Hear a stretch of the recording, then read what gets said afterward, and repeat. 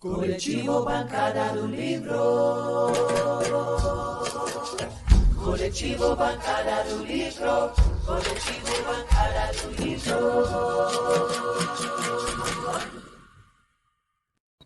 Oi, gente, tudo bem com vocês? Bom, com vocês aqui eu, Flávia, como sempre, vocês estão acostumados, professora de Direito da UFO, para falar com vocês sobre a Lei Maria da Penha, as formas de violência. E a gente vai ter uma convidada hoje também, a Amanda Godin, que é vereadora aqui em Uberlândia e que, na verdade, foi quem criou Todas por Ela, que é uma amiga querida, aliás, é mais que uma amiga, é uma filha que a vida me deu. Oi, Amanda, meu amor, tudo bem? Oi, professora Flávia, boa noite a quem nos acompanha. Dizer que é uma satisfação muito grande dividir esse espaço aqui contigo, a minha mentora, né? Posso dizer que é, no mínimo, a pessoa que mais me encorajou e me incentivou a estudar e a lutar tanto pelos direitos das mulheres, desde a época da faculdade, né? Quando eu surgi com a ideia de criar o Todas, eu lembro que você disse, vai em frente, tem meu total aval, meu total apoio, faz aí o que você achar que é necessário. E eu tenho muita gratidão por isso, viu, Flávia? Mandinha, eu queria que você contasse um pouquinho para o pessoal, primeiro, da onde foi, né? Como é que surgiu essa ideia de criar o Todas? Como é que você avalia o projeto? O que você acha da importância dele? Por que ele é valioso? Né? Para depois a gente falar da Lei Maria da Penha. Claro. Bom, o Todas, ele se iniciou, a ideia da construção dele logo após a minha graduação em Direito na UFO, ali em 2015, no finalzinho de 2015, início de 2016. A gente, no primeiro semestre, elaboramos muita ideia sobre como criar um projeto voltado para atendimento de mulheres. Acho que era uma dor muito grande minha e de algumas pessoas ali do direito que haviam se formado também, de encontrar um eixo de atuação voltado para essa perspectiva feminista do direito, né? Um direito mais ativista, voltado na proteção da mulher.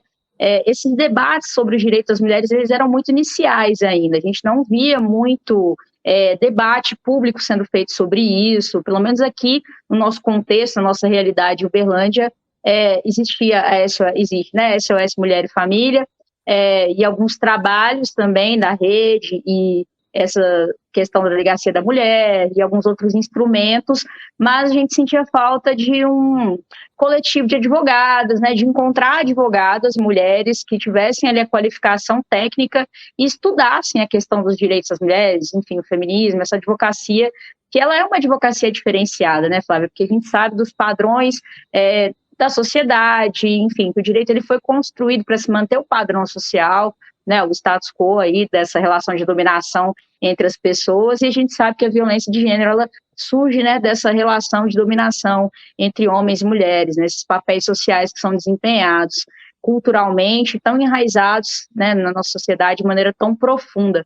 E aí o Todas veio de uma conversa também com outras advogadas que eu conheço, amigas, pessoas que estavam ali estudando e sendo aí muito ativas no movimento estudantil e no movimento de mulheres, né? A gente tinha aqui em Uberlândia a Marcha das Vadias, muito bem organizada, com uma participação muito grande de jovens mulheres, né? Mulheres ali do eixo da UFO também, que a gente encontrava muitos pontos convergentes nas nossas lutas, né? Nesses lugares. E sentíamos falta desse espaço mesmo. E eu, como uma advogada criminalista, sentia como que eu poderia direcionar, né, a minha atividade, tudo aquilo que eu estudava e a minha afinidade pelo direito penal com as questões dos direitos das mulheres.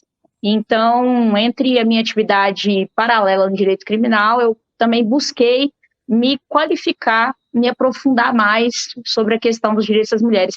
E a ideia do Todas era trazer um braço para auxiliar as instituições que faziam acolhimento das mulheres, né, como o SOS, Mulher Faz, muito bem, levando orientações jurídicas e também recebendo, né, casos de porta aberta ali através do ESAJUP, que faz esse papel importantíssimo no escritório de assessoria jurídica popular aqui da UF, para mulheres que não têm condição de arcar com as custas, né, de um advogado, as custas processuais, que a gente sabe que o acesso, né, ao judiciário, ele ainda é muito restrito para muita gente. Então, era uma forma da gente conseguir dar um retorno social também para tudo que a gente vinha aprendendo e conseguir nos conectar com a nossa comunidade, né, com Uberlândia, nosso território, e devolver um pouco do que a gente aprendeu na faculdade, enfim, aprender com as vivências também. Acho que foi uma escola da vida muito grande, com certeza. Eu diria que a gente conviveu e conheceu tantos recortes sociais e tantos casos, né, muito, muito difíceis de lidar no nosso cotidiano ali de enfrentamento à violência. E a gente viu como que a gente precisava de uma rede mais articulada, enfim, todas essas questões que veio nos desdobramentos da criação do Todas, né. Então, o Todas, ele vem também na ideia de formar, né, advogadas especialistas que voltassem, né, suas áreas de atuação para o direito de mulheres, e também estagiários do direito. A gente sabe que tinha muita menina ali, muita mulher que queria estudar mais a fundo essa questão e não tinha aí para onde buscar isso, né, onde ir atrás desse tipo de informação e desse tipo de vivência. Então, para nós, a ideia era essa, dar uma oportunidade também de formar pessoas qualificadas e trazer o debate para dentro da UF também, para outros lugares, sobre essas questões de direitos de mulheres. Então, foi um pontapé inicial aí de algo que eu fico muito feliz do projeto até hoje seguir, né, mesmo com todas as dificuldades que a gente sabe que existem. Bom, você vê, olha, foi 2016, a gente está em 2024. São 8 anos que o projeto vai fazer. O projeto você criou, um dos poucos projetos que trabalha especificamente com atendimento a mulheres vítimas de violência, em especial a violência doméstica. Eu queria que você fizesse um olhar, Amandinha, olhando, olha, quando a gente começou o projeto, como era a realidade uberlandense, óbvio que é onde a gente está, né, mas a realidade da lei, a aplicação da lei, e como é que você avalia isso hoje? Como é que você sente isso hoje? Bom, Flávia, acho que o que nos esbarrava sempre no atendimento à mulher era o fator humano, né? Apesar da Lei Maria da Penha ser a terceira lei mais bem elaborada, né, quando a gente pensa na perspectiva de outros países também que levantam essas temáticas, como a Espanha, por exemplo, a gente consegue ter uma avaliação, né, até mesmo a nível internacional, de que o Brasil construiu aí uma lei muito robusta. Só que, na prática, nós vivenciávamos ainda muitas dificuldades no quesito operador do direito, né? E aí, desde o atendimento psicossocial até o atendimento na própria delegacia ou até nos postos policiais, enfim, em todos os lugares, né, que essas mulheres buscavam esse acolhimento e esse auxílio para não passarem por um processo de revitimização, em muitos momentos era muito doloroso. E quando a gente acompanhava esses casos, a gente vivia aquelas situações junto com aquelas mulheres, né? Então, por mais que o direito nos apresentasse uma solução no plano abstrato ali, né, e também formal do direito, o plano material da aplicação da lei é que eu acredito que encontre muitas dificuldades. E antes de eu entrar para a política institucional e perceber que isso também envolve muito da construção de políticas públicas, né, até foi um dos motivos pelos quais eu me coloquei nesse lugar de ser uma agente política, foi porque eu vivi muito essas dificuldades dentro do Todas, e os casos, né, foram cada vez mais complexos, que a gente acaba tendo acesso pelo projeto, os casos de feminicídios que chegavam até nós, né, e assim, todo o machismo e a misoginia do próprio instrumento que deveria atender aquela mulher, né.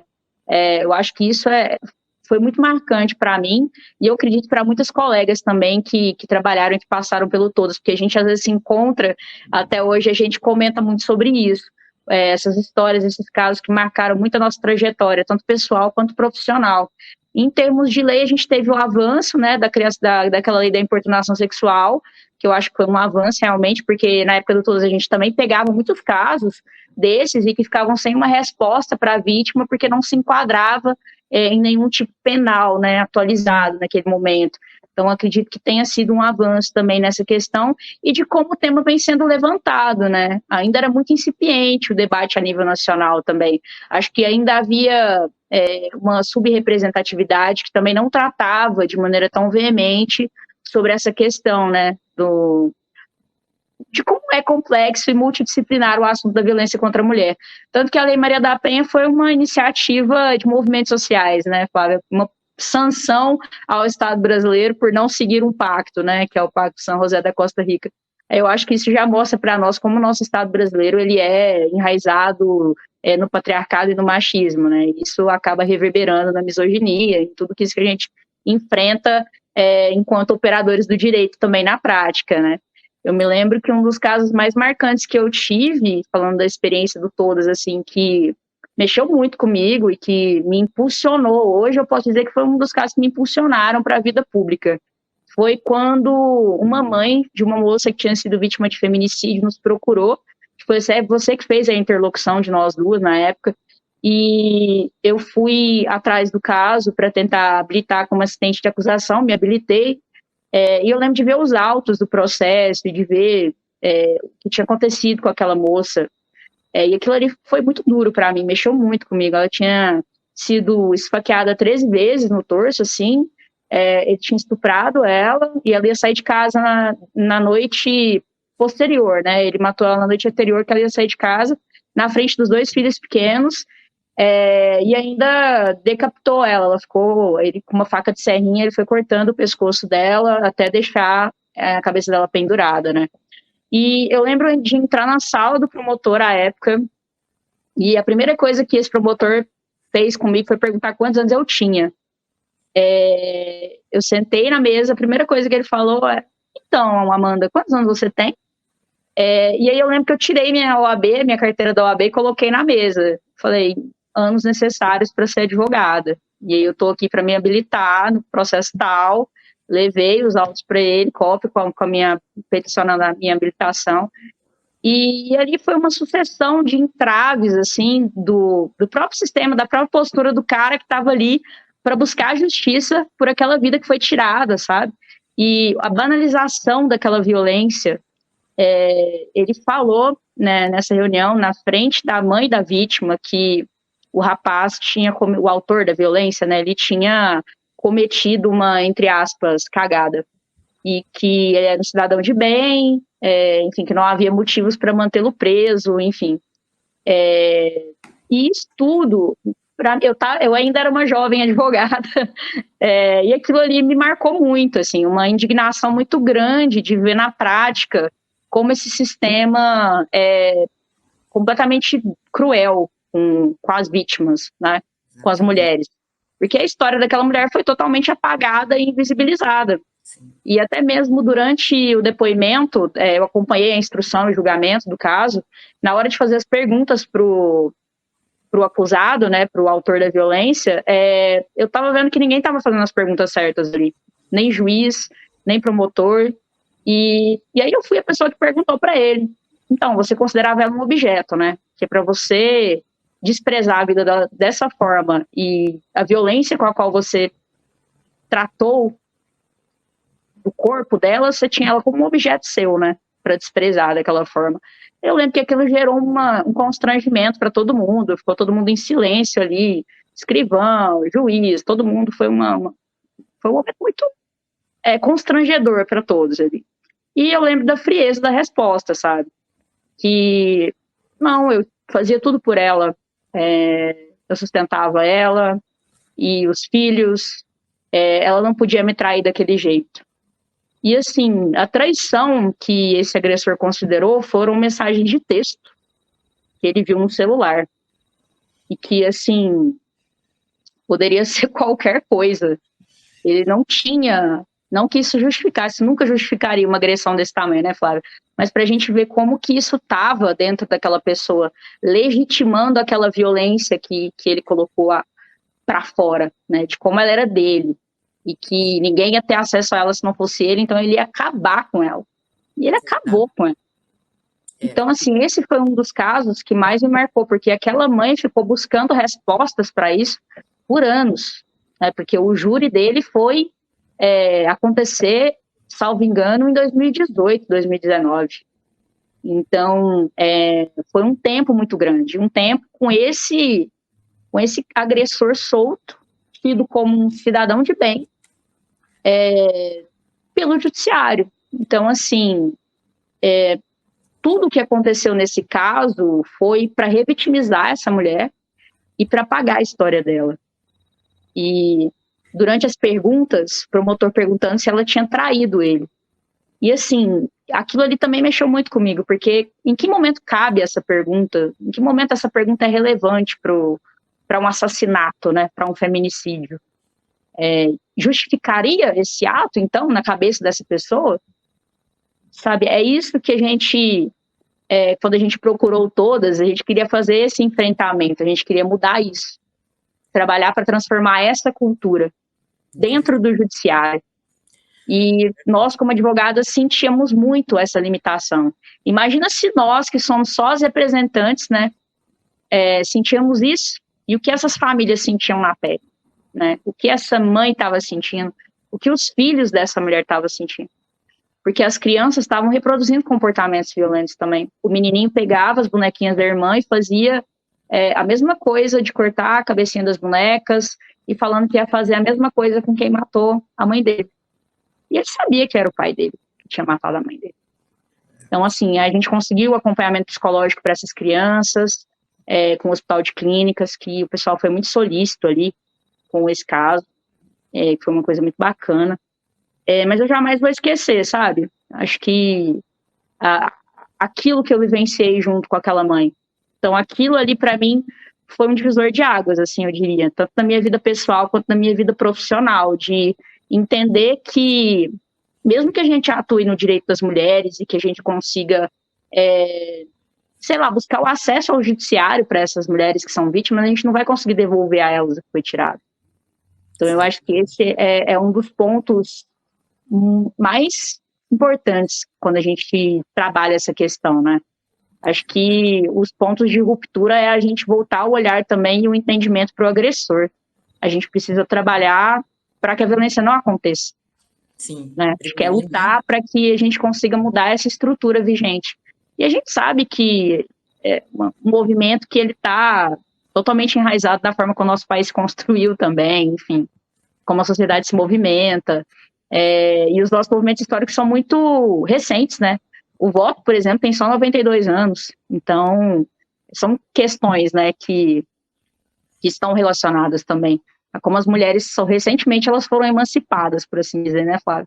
Verdade, verdade. E Amandinha, bom, boa noite, Betânia, boa noite, Seven, que bom vocês conosco. Betânia, Amandinha, uma mudança importante que eu acho que é relevante, me lembrando, inclusive, das nossas experiências no Todas, como sempre foi difícil, tem melhorado? Claro, sempre tem. Mas sempre foi difícil se relacionar com o sistema, né? Você acabou de dar um exemplo terrível, mas isso em delegacias, né? Sempre foi difícil para as mulheres, porque elas são julgadas, elas são condenadas. Ah, não sei se o homem, eu me recordo de uma vez um caso que você também foi e que você voltou muito brava, muito indignada, porque o policial estava se negando a fazer um BO, porque ele não sabia se a moça merecia ter apanhado. Então, quer dizer, você disse, eu vou até lá. Quer dizer, a gente precisou se reunir com o comando, conversar, para as coisas começarem a melhorar um pouquinho. E agora a lei fez uma mudança e eu queria a sua opinião sobre ela, que permite o pedido de medida protetiva sem a necessidade do boletim de ocorrência, só com a palavra da mulher. Eu queria que você me dissesse o que você acha dessa mudança, como é que você tem visto isso, e se isso é bacana para as mulheres, se foi uma mudança boa, importante, inclusive dando para as mulheres aqui uma orientação de como fazer isso. Eu acredito que se a gente for pegar o quão é difícil para que a mulher tenha acesso aos instrumentos e em como ela é desencorajada muitas vezes a dar seguimento a um pedido de medida protetiva, justamente pelos obstáculos humanos que a gente colocou, né, Flávia? Eu sei que para muita gente, de uma visão meio generalizada das coisas, pode parecer, mas então a mulher vai ter a possibilidade de mentir e esse cara vai ser prejudicado por isso. Eu tenho certeza que muita gente vai vir com esse conceito, porque esse é um conceito que ele está totalmente desvinculado da ideia do entendimento de que a violência da mulher é um problema de saúde pública, que violência, né, contra a mulher é uma crise social que a gente enfrenta, e que ela está em todas as esferas, né, em todos os pontos da nossa vivência. Desde quando a gente é criança, a gente é incentivado a ter papéis de cuidado, enquanto os homens são incentivados a terem papéis de protagonismo e liderança. São essas, né, coisas que a gente vem desde a infância vivenciando, que são construídas. Essas ideias e conceitos sobre o que é ser uma mulher, o que é ser um homem, os papéis sociais que cada um, né, deve ou não desempenhar e que são aceitos ou não. Então, partindo desse entendimento que a gente tem de que essa complexidade, muitas vezes, impede com que aquela mulher tenha acesso àquele instrumento que pode salvar a vida dela, eu sou favorável de que haja essa posição. Até porque, na prática, eu já vivenciei inúmeros casos também que, mesmo a medida protetiva sendo urgente e necessária, toda a burocratização em torno dela permitiu que aquela mulher sofresse novamente uma agressão. E a gente sabe que essa agressão não vai cessar de maneira espontânea. A gente sabe que é um ciclo, né? É uma espiral de violência. Ela vai escalonando até um ponto em que vai acontecer uma tragédia. Mesmo que tenha um período de lua de mel, que as pessoas chamam, né? Que é aquele período em que as coisas ficam mais calmas, o agressor pede desculpas, nada disso vai se repetir, as coisas podem realmente ficar calmas por um tempo, mas em algum momento, algum fator vai desencadear um novo episódio de violência. Então, entendendo essas questões, eu acho que ter alternativas é muito importante, em especial em comarcas que são extremamente sobrecarregadas, né? Aqui, Uberlândia, por exemplo, nós temos uma infraestrutura, mas nós temos uma infraestrutura que também está sobrecarregada. Quantas vezes eu e você já não estivemos presentes em reuniões em que a própria delegacia não nos incentivava a qualificar e buscar advogados que entendessem de medidas penais para ajudarem essas mulheres de forma paralela? Porque os pedidos que chegavam ali eram muitos e não se conseguia atender, né, na mesma urgência com que se chegava aquilo ali. E é um problema estrutural, é um problema que vai desde o orçamento público a como o Estado de Minas enxerga essa questão e como a Prefeitura de Uberlândia também enxerga essa questão. E direciona o orçamento para isso, né? Porque aqui há um trabalho conjunto entre município e Estado para esse enfrentamento de violência contra a mulher. A rede é composta de diversos instrumentos.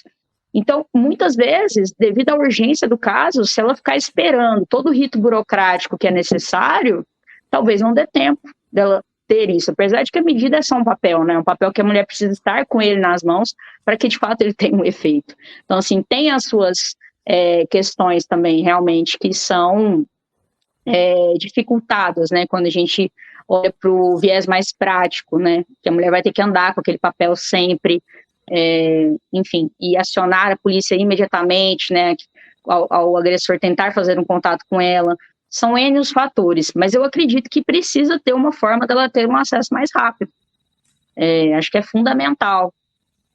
Você falou uma coisa super importante, aliás, duas que eu achei demais. A primeira, quando você falou da importância de ter alguma coisa para os agressores, né? Porque tem uma questão cultural, a gente sabe disso. A gente tem uma sociedade que acha normal, que acha natural o homem mandar na mulher e de certa maneira, por exemplo, nem sempre acha que a violência psicológica é violência, então a gente sabe disso. Então, acho isso importante. Completando isso, você falou do papel das políticas públicas, não é? E aí você citou a questão do município e do Estado. E é isso que eu queria também conversar com você. Como é que você vê o município de Uberlândia, o Estado de Minas Gerais, dentro desse contexto, né, nas políticas públicas, para acolher, para proteger as mulheres e para também, obviamente, tratar os agressores, né? Claro que a gente sabe que um feminicídio é algo muito grave, mas a gente sabe que em alguns casos é possível pensar para que esse homem compreenda aquilo que aconteceu e, quem sabe, reformule num outro relacionamento o seu comportamento. Então, que você falasse para mim como é que tá essas políticas públicas aqui. Bom, aqui em Uberlândia, eu acho que o principal ponto é a questão orçamentária estrutural, né? A gente tem uma delegacia da mulher, mas que também é uma delegacia da infância, que também é uma delegacia do idoso, então que acaba tendo uma sobrecarga de atendimentos. E a estrutura, por exemplo, para a mulher fazer um boletim de ocorrência, ela é muito dificultada também por essa falta de mão de obra, né? Alegam-se diversas questões ali envolvidas, mas a Casa da Mulher, né, o SIM, o Centro Integrado da Mulher, que deveria funcionar de uma maneira mais eficiente naquele atendimento multidisciplinar da mulher, tem seus prejuízos, sim, suas precariedades, em virtude de uma falta de direcionamento orçamentário para isso, né, para ampliação desse serviço. Então, quando a gente pensa no ampliamento, por exemplo, do serviço da delegacia de 24 horas, que é uma luta histórica nossa aqui, e que até foi uma política aprovada pelo governo Lula, mas que não vai ser implementada nos estados, justamente por conta das alegações de que não há um orçamento específico para isso, né? Então, não adianta também criar algo sem que você construa um orçamento para que aquilo possa ser efetivado. Então, dentro das políticas públicas que a gente tem, muitas coisas, depois que eu entrei aqui para a política, eu vi que eram apenas leituras de marketing, assim, que de fato a operacionalização daquelas questões e o alcance daquilo era muito limitado, né? Acho que hoje a gente tem as PPVDs, também as patrulhas de prevenção, que são importantes, mas são o quê? 2 viaturas que estão dividindo Uberlândia em 2 zonas. Então, assim, para uma cidade que tem 700 mil habitantes e uma população flutuante, nós precisaríamos de muito mais, né, um equipamento muito maior com relação a isso. Então, eu acho que no entendimento de importância e relevância sobre a prevenção e o enfrentamento da violência contra a mulher, a gente tem muito ainda a avançar na questão da efetivação dessas políticas, né? Muito se faz, claro, mas eu acho que há necessidade dessa ampliação orçamentária e de uma destinação, principalmente para os programas de prevenção. Eu acredito que quando a gente fala dessa questão de tratar do agressor, é porque é possível, né, prevenir a reincidência em alguns casos. Acho que a gente tem uma experiência aí que foi muito bem sucedida em Taboão da Serra, a gente chegou a conhecer essa experiência com os homens lá em 2016, 2017, quando a gente entrou em contato com algumas autoridades, juízes que faziam esse trabalho em São Paulo, a gente conheceu, né, um projeto que, inclusive, foi reproduzido em alguns lugares, em Minas também foi reproduzido, em Uberlândia também teve uma reprodução dele dentro do fórum ali, da mediação de conflitos, mas que é importante se tornar uma política pública efetiva, né, da cidade, do estado, porque quando eu falo de tratar o agressor, claro que a gente não está falando de um feminicida, um estuprador, porque são questões muito mais complexas, né, sobre isso. Mas dentro da escala da violência é possível montar, né, conversas com os agressores para levar a uma reflexão do porquê isso está acontecendo, qual a causa, né, dessa violência por parte desse agressor. Porque a gente ficar transformando a responsabilidade de combater o enfrentamento da violência contra as mulheres para as mulheres é uma sobrecarga, inclusive. E não faz muito sentido você só jogar essa responsabilidade do enfrentamento para as mulheres, sendo que os homens são os agressores. Então, assim, essa cultura da violência, ela foi construída em uma base hierárquica de relação na qual os homens estão numa relação de dominação, na qual os homens estão na frente disso, né? A gente pode perceber isso em como a nossa construção de conquista de direitos foi ao longo do tempo, né? Nosso direito para votar, nosso direito de ser cidadãs, né, e não tuteladas, né, no direito civil, isso também é coisa de 100 e poucos anos, né, então, assim, é muito recente, historicamente falando. E a nossa própria democracia também é muito recente, né, Flávia? Ela tem idade quase, então, ainda pelo período histórico, se a gente for considerar, muito jovem, né, então, ainda muito falho também. E isso reflete na perspectiva da participação das mulheres em todas as searas, né, da construção da sociedade como um todo. Então, os homens precisam se envolver nisso, sim, mas aí é saber enxergar qual a função de cada um ali, né, qual é a responsabilidade que cada um tem sobre isso. E muitos podem dizer, mas eu não sou machista, mas eu não sou isso, não sou aquilo. Todos nós somos. A partir do momento que a gente está numa sociedade que foi construída sob esse pilar, né, do patriarcado, do machismo, é impossível que isso não tenha reflexos em comportamentos nossos. É claro que comportamentos são construções também, então a gente consegue reavaliar as nossas posições e os nossos comportamentos e, a partir disso, tentar modificar essa realidade, né? Acho que quando a gente entra para estudar tanto sobre isso, talvez algumas coisas para nós, entre o movimento de mulheres, pareça óbvio, mas para o restante das pessoas que não têm isso tão próximo, né, essa realidade tão próxima, não pareça tão óbvio, né? E aí, muitas vezes, o óbvio precisa ser dito e precisa ser reiterado. Eu fui comentar, fazer um post sobre a questão daquele jogador que foi condenado por estupro, e aí eu me lembro que uma pessoa chegou a comentar, mas aí tem mulheres e mulheres, por que a mulher foi entrar dentro do banheiro, não sei o quê, e assim, para nós é muito óbvio que não faz o menor sentido uma fala dessa, né, mas na realidade daquela pessoa, aquilo ali é fruto do que ela convive, do que ela tem de informações e compreensão da realidade, né. Então, por mais que seja difícil a gente se deparar com esse tipo de comportamento, né, com esse tipo de percepção da realidade, ela, infelizmente, ainda é muito comum, né? Verdade. Olha, a Betânia está dizendo aqui para a gente, Amandinha, aqui, as políticas públicas são fundamentais, mas enquanto as mulheres estiverem na pobreza e dependência financeira, isso fica muito difícil, né? E Sim, com certeza. exigir do governo Lula a revogação das reformas trabalhistas e previdenciárias é fundamental, pois prejudicou muito todas as mulheres. E o Isaldir também mandou um oi para nós, né? Eu posso comentar contigo uma política pública importante que a gente conseguiu aqui no mandato para Uberlândia, que eu acho que... Eu pedi que fizesse isso, inclusive agora. Que vai fazer muito sentido sobre esse debate nosso. Política pública a gente constrói com diagnóstico, né? Uma coisa que eu aprendi que a gente não consegue tratar uma situação, um problema, se a gente não tem ele diagnosticado, porque ele no mundo real, no prático, ele não existe, né? Então, se eu não tenho dados sobre aquilo, eu não tenho ponto de partida, não tenho direcionamento.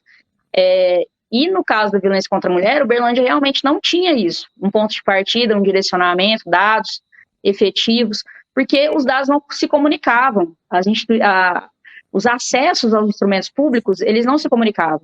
Então, eu fiz uma lei que foi aprovada, que faz parte até da agenda Marielle Franco, que é o Dossiê Mulher, que obriga com que a prefeitura compile esses dados anualmente, do acesso da mulher em situação de violência, que entra dentro do sistema de saúde pública do município, aquela que faz o atendimento também na assistência social, e aquela que também entra em outros instrumentos que fazem essa vida em sociedade funcionar, por assim dizer, aqui no município. Todos os instrumentos públicos que atendem, fazem o atendimento, eles têm que pegar esses dados, se a mulher sofre violência, e aí é um perfil mesmo, qual bairro ela está, se ela tem ou não renda, se ela tem filhos ou não, qual a escolaridade dela, se ela tem condições de prover o seu próprio sustento ou não, em qual região ela está, qual acesso que ela tem aos instrumentos públicos, porque isso é fundamental para que a gente saiba qual é a real situação da cidade de Uberlândia.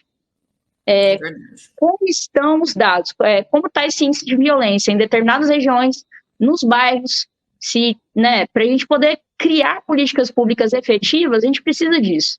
Então, a partir de 2022, a gente conseguiu essa conquista, acho que foi uma das que eu mais me orgulho, assim, porque realmente viver de marketing não dá, né, professora? Então, a gente precisa ter efetividade no que a gente se propõe a fazer aqui. Então, esse foi um ponto que a gente lutou muito, que a gente luta muito para que, de fato, o orçamento público também seja direcionado para essas questões, sabe? Ampliar o trabalho da Casa de Acolhimento. A gente sabe que na Lei Maria da Penha preconiza muito disso, né? De ter uma estrutura que consiga acolher a mulher para dar a ela um tempo de preparo para que ela possa se reinserir no mercado de trabalho ou na sociedade, tendo uma autonomia, né? E aqui também a gente conseguiu um avanço muito importante, que foi a aprovação da Lei de Preferência de Matrículas em creches e escolas do município para mulheres que estão em situação de violência doméstica, para que elas possam matricular os filhos dos dependentes ali próximo de onde ela reside, para facilitar com que ela consiga essa autonomia financeira, né? Tenha onde deixar seu filho, seu dependente, e não impeça o desenvolvimento social e educacional também, né? Dessas crianças, desses jovens. Então, essa também foi uma conquista muito importante, que também está dentro da Maria da Penha, mas ainda não era uma política pública institucionalizada no município, né? Porque é sempre bom que a gente trate disso, né? Muitas coisas que a Lei Maria da Penha traz são como diretrizes para que o Estado possa criar aquela política e efetivá-la. Então, ele nos dá um direcionamento de como construir tudo isso dentro de uma cidade, dentro de um território, né? Para que a gente possa ter esse ponto de partida, que é muito importante. Então, temos também isso. E a gente tem aquela lei que foi inspirada em você também, de impedir a nomeação de autores condenados por violência contra a mulher na cidade, de terem seus nomes em logradouros públicos e ruas da nossa cidade e qualquer órgão público também. Muito bom, isso é muito importante, Amandinha. Olha, Edilson está dando um oi para a gente e está dizendo parabéns a você pelo seu mandato combativo. Obrigada, Wilson.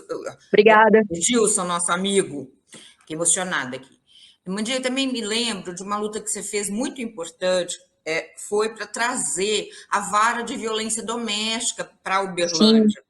Que não tinha, né? Eu queria que você falasse um pouco também da importância que é ter essa vara aqui, que foi uma luta sua, me recordo muito disso, como você se empenhou nisso, e isso mostra a relevância de mandatos de mulheres que tenham um perfil de luta por mulheres também, é claro.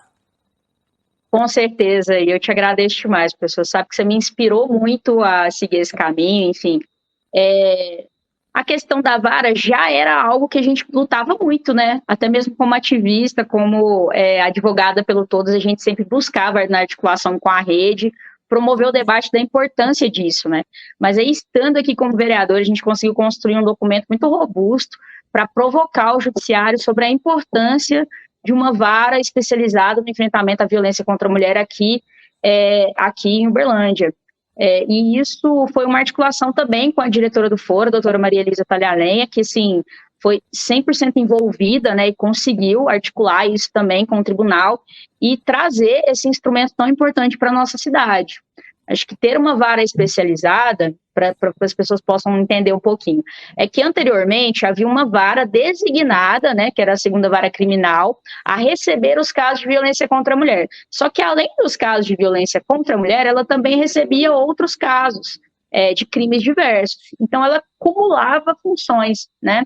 E por isso se torna uma sobrecarga também, né, de serviço para uma cidade do tamanho da nossa cidade, né, e como ela vem crescendo, há a necessidade de se expandir para que a gente possa ter um atendimento especializado, até pela urgência desses crimes, né, desses fatos, a urgência de uma medida protetiva ser deliberada.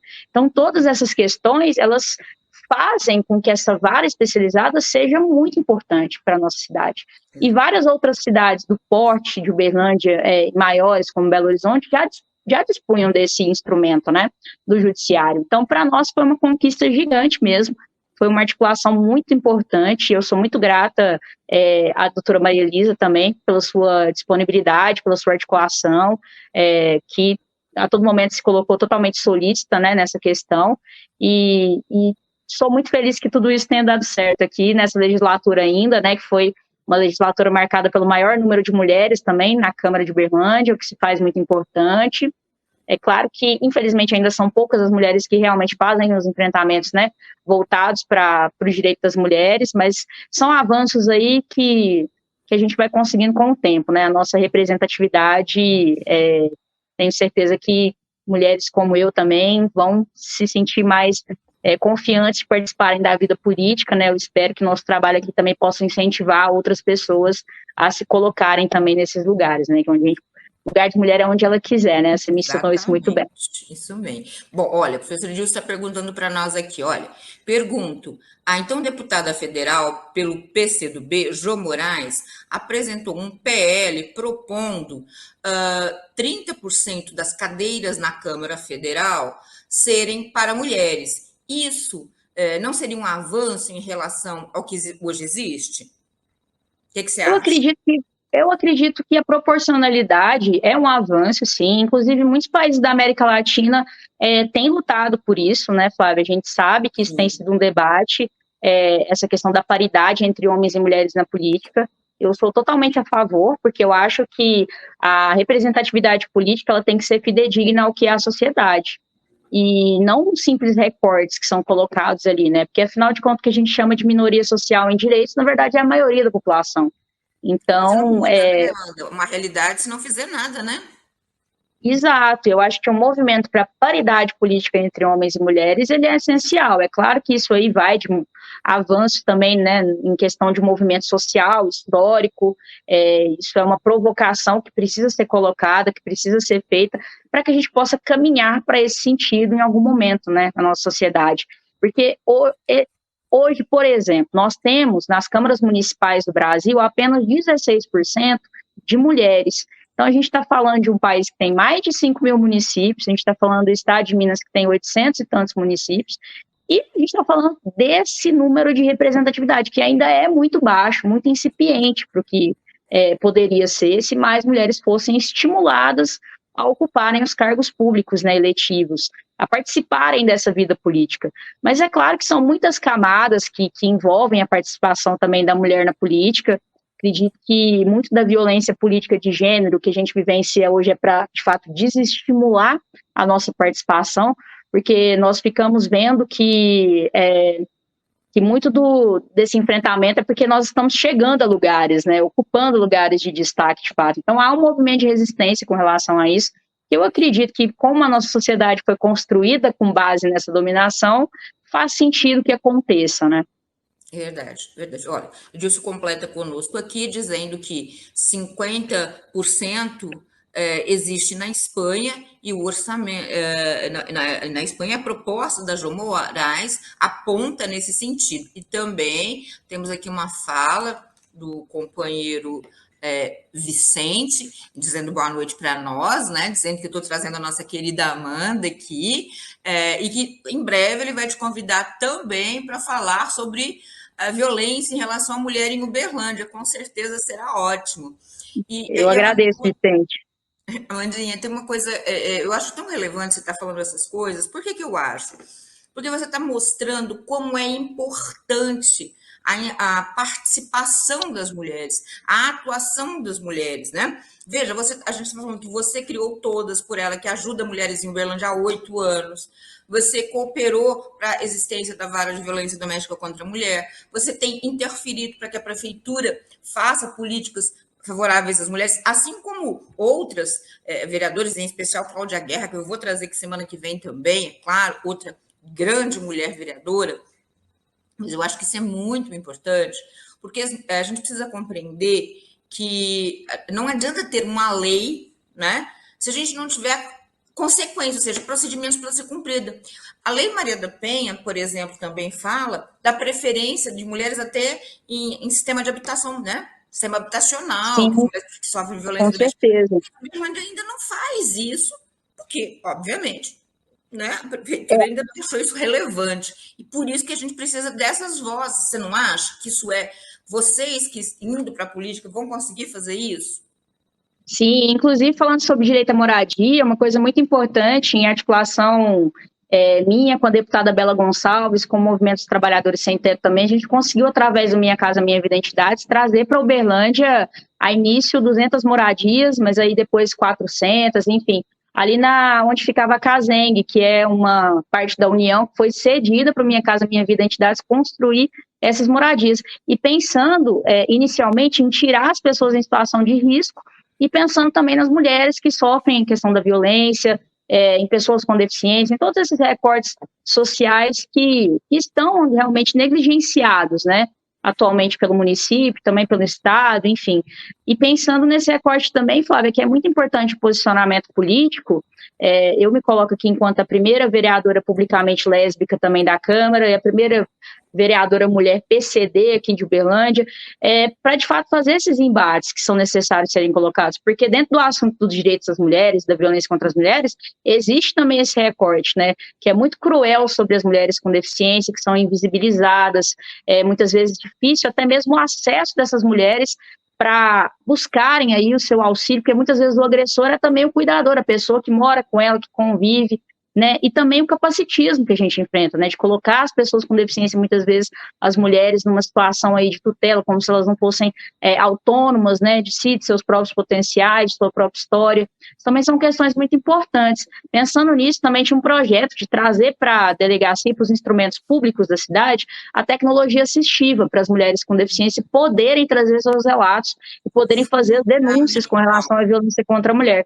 Sim, e a gente também fez um projeto que ele autoriza que o intérprete de Libras possa acompanhar o paciente, a pessoa que vá até um hospital fazer um atendimento, que exista alguém ali dentro, que exista alguém que consiga fazer esse atendimento em Libras para essa pessoa, né? A gente autoriza que esse profissional de Libras possa acompanhar a pessoa no atendimento. Acho que é fundamental, porque existem barreiras, né? Barreiras muito difíceis para pessoas com deficiência, assim. Sim. Obstáculos que muitas vezes são impenetráveis, né, e que reforçam muito o capacitismo, infelizmente.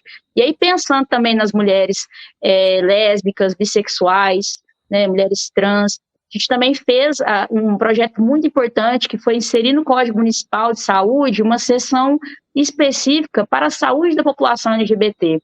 E aí, pensando que a prefeitura precisa qualificar seus profissionais sobre o atendimento e as especificidades que existem dentro dessa comunidade, né? Assim como incentivar, por exemplo, as mulheres a fazerem um exame Papa Nicolau, mesmo as mulheres lésbicas, ou bissexuais, porque muitas vezes existe um entrave, né, por parte do profissional da saúde, quando a mulher não mantém relações sexuais com um homem, por exemplo, existem muitos preconceitos que são, infelizmente, colocados durante consulta, a gente sabe disso, né, vivenciando na prática, e também tantos relatos, denúncias que a gente recebe sobre da dificuldade desses atendimentos, o uso hormonal também, a questão de se fazer isso de maneira mais consciente, né, que o profissional saiba orientar da melhor maneira possível e saiba também se comunicar, né, propriamente com uma pessoa sem ali trazer vieses de preconceito, de discriminação, para que a pessoa possa ter um atendimento de fato humanizado, acolhedor e qualificado, né? Eu acho que é isso que a gente busca, e esse projeto também foi muito importante para trazer essa outra perspectiva, que é o lado também, né, desse recorte das mulheres lésbicas, bissexuais, mulheres trans, que também é muito importante. Verdade. Bom, o Vicente também está dizendo para nós, olha, estabelecer percentual de representação no modelo atual da legislação burguesa eleitoral é o mesmo que dizer, está aí, ó, a direita, mas o relato, mas o resto é com vocês, não é? Concorra com os iguais, né, com os grupos, com os partidos, né, de forma desigual. Mandinha, é claro que, assim, primeiro eu tenho um orgulho incrível de você, e eu fico muito feliz, porque você está provando aqui hoje nessa live o quanto é relevante esse papel das mulheres se colocarem, das mulheres estarem na política, das mulheres estarem no direito. Você está mostrando isso para as mulheres aqui, e isso é impressionante, isso é magnífico, porque isso é um exemplo de vida para além do que você traz para essas mulheres, portanto, do que você falou aqui, quantas coisas você falou que melhorou a vida de tantas mulheres. Isso é muito importante. Infelizmente, né, se eu pudesse, eu ficaria uma noite inteira falando com você, você sabe disso, mas a gente, né, tem tempo, já são 18h50, a gente precisa sair 18h55, eu queria que você desse um recado para as mulheres, para os homens que estão nos ouvindo, sobre como você pensa que a gente pode fazer para reduzir a violência doméstica contra as mulheres nesse nosso país, e em especial em Uberlândia. Bom, eu acredito que esse é um compromisso de todos, né? É um problema de saúde pública, acho que uma crise mundial, né? É claro que cada cultura traz isso para a sua realidade de uma maneira diferente, mas o Brasil tem índices altíssimos ainda, né? E o estado de Minas Gerais, ele é o segundo do Brasil em que mais se mata mulheres. Acho que a gente precisa levar isso em consideração. A gente está, sim, num estado muito violento, a gente está numa cidade que ela é muito violenta ainda para as mulheres, e a gente precisa pensar de uma maneira interseccional também. A gente precisa pensar que a nossa realidade, partindo do nosso ponto de existência, ela é diferente, por exemplo, de uma mulher que está numa realidade da periferia, em um bairro que não tem saneamento básico, que não tem iluminação, que não tem o mínimo de segurança para ela transitar. Então, assim, a luta pelos nossos direitos, ela parte também desses lugares, né? De sermos aí aliados para melhorar também a qualidade de vida e os acessos dessa população que está invisível pelo Estado, que está invisível pelo poder público. Isso eu venho batendo reiteradamente durante o meu trabalho aqui, me aproximei muito dessas questões depois que virei vereadora, que estou vereadora, e eu acho que é um papel fundamental nosso, sabe, que é colocar na ótica do debate, de fato, a maioria das pessoas que está no momento esquecida, né? São essas mulheres são a base da cadeia produtiva do país e muitas vezes estão esquecidas. Então, tentar transformar um pouco dessa realidade, melhorar um pouco da qualidade de vida dessas mulheres, para que elas tenham condições de, sim, aí, então, trazer outros debates, né? Porque muitas vezes é muito injusto a gente lançar sobre uma mulher que está numa situação na periferia, que não tem acesso ao básico, como que ela está, por exemplo, num relacionamento violento. Eu acho que, primeiro, a gente precisa tratar das questões urgentes que dizem respeito ao seu bem-estar, ao seu acesso aos instrumentos básicos de saúde, de educação, ao acesso à alimentação, né? São debates importantíssimos que eles têm relação direta a essa questão da violência contra a mulher também. Porque a gente sabe que esse caos social, a diminuição da renda, a perda de empregos, tudo isso trouxe um escalonamento dos índices de violência também para a nossa realidade.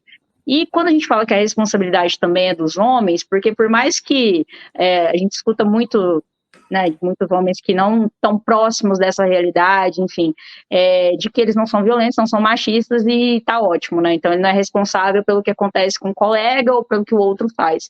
Mas não é bem assim, né? Eu acho que toda vez que a gente tenta justificar uma ação do outro como se não dizesse respeito a nós, a gente se retira da equação, como se a gente não fosse parte do problema. Mas todos nós estamos inseridos no problema, essa é a questão. Eu acho que mesmo que seja que cometa um ato contra uma mulher, acho que todos nós temos que fazer uma reflexão sobre os nossos papéis dentro das nossas relações, o que a gente faz para poder melhorar aquela realidade e contribuir, e não buscar como um distanciamento daquilo porque aquilo não me diz respeito diretamente. Não, aquilo diz respeito sim, porque é a forma como a sociedade se movimenta, né? E a nossa responsabilidade, quando a gente fala que é a responsabilidade de todos, é justamente essa, porque a gente só consegue transformar isso tudo, se a gente conseguir transformar como nosso movimento histórico, social, constrói essa realidade, né, através da cultura, de todas as relações sociais, que tem esse impacto, né, direto ou indiretamente. Então, você não precisa necessariamente ser um ativista daquela causa para poder falar sobre o tema e para poder se envolver naquilo, né, direto ou indiretamente. Acho que se eu pudesse passar essa mensagem, eu acho que seria isso, assim. E poder contar com o apoio de todo mundo, lembrando que é um ano muito importante, né, mulheres precisam de apoio, sim, para continuarem enfrentando toda essa dura realidade que existe na política para nós. Porque é muito mais duro para as mulheres do que para os homens, né? Nós somos muitas vezes deslegitimadas pela nossa aparência, pela nossa identidade, no meu caso, pela minha orientação sexual, muitas vezes por questões que não dizem respeito ao trabalho, ao quão competente alguém é para estar naquele lugar, mas sim sobre a sua identidade. E isso é muito forte quando nos atacam, né? E aqui eu digo muito baseado na violência de gênero que eu vivo constantemente dentro da política, por diversas vezes, algumas mais severas, né? Ameaças contra a minha integridade física, ameaças de extermínio, enfim, tudo isso que acontece pela nossa participação. Mas eu sei que isso é muito importante, porque se isso está acontecendo, quer dizer que a gente está fazendo um movimento certo contra esse sistema de dominação, né? E deixar claro que a gente não vai retroceder, que alguns movimentos históricos podem ser feitos para que essas coisas retrocedam, mas que a gente permanece aqui firme e forte e que mais mulheres vão sim estar nesses espaços políticos, no que depender de mim sempre. É isso mesmo, viu, Amandinha? Você tem toda a razão. Só quem incomoda porque faz boas coisas, porque faz um bom trabalho, é que acaba sendo alvo. Bom, nosso tempo estourou, mas eu amei estar com você, foi excelente, muito obrigada. Um beijo imenso no seu coração, estamos sempre juntas. E, gente, semana que vem, Cláudia Guerra aqui falando sobre o 8M. Beijo, meu amor. Um beijo, obrigada para todo mundo que nos acompanha. Uma ótima noite para todo mundo. Um beijão. Coletivo Bancada do Livro. Coletivo Bancada do Livro. Coletivo Bancada do Livro. Coletivo Bancada do Livro.